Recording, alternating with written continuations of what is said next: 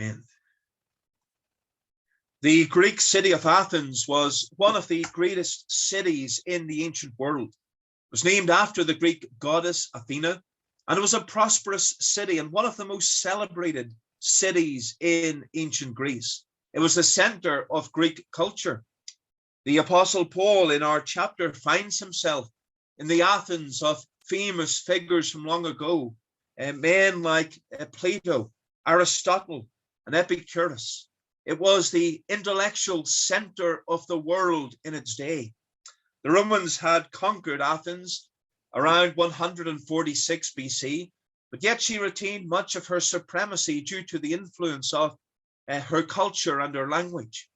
But despite the greatness of Athenian culture, there was a serious problem that affected this city right to its core.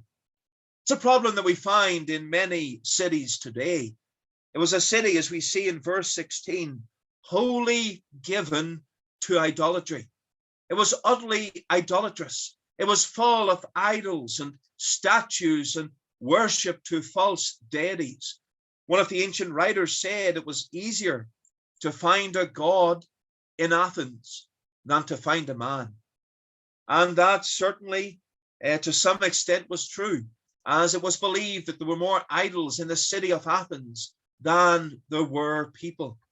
There was also a number of buildings, impressive buildings, famous buildings that were dedicated to Athena, and some of those ruins still stand today.